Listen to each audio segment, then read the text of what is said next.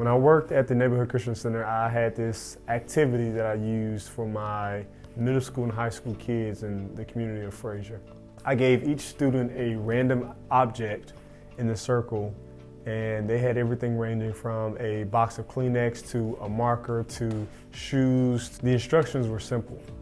You can either keep your item and use it for your own self, which is very much so your right, or you can place that item in the circle so that everyone can benefit from your gift. It was amazing to see, as I thought, that only a small select few chose to keep their gift or their present to themselves, and they only could utilize that one thing, while everyone else that put their gift or their present into the circle was able to share it.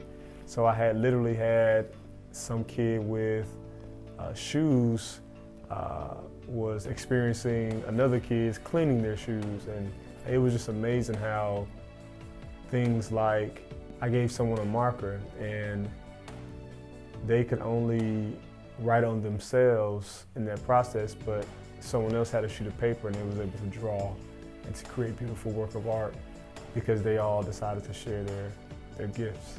Imagine a world where we all put our gifts, our talents into the pot of the world and use them for the benefit of each other.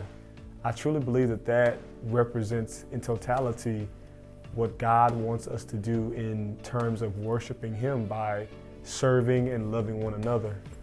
And it is for the people that willingly choose to love despite the difficulty, despite the trouble and the trust issues, despite the past hurt, that will experience love on a new level that most of us may not understand.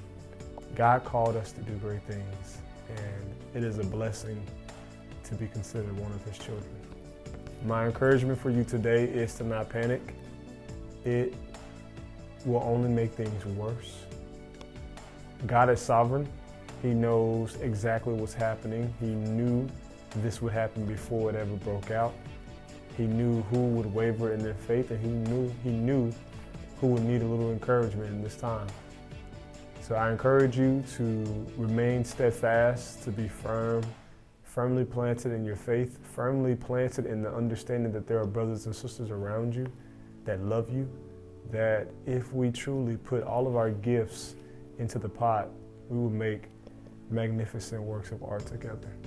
This is Jeffrey Johnson, and I just hope and pray that as the pandemic of Corona spread, we take time to truly evaluate what's really important in our lives and utilize every moment, every aspect of our breath to bring good into the world.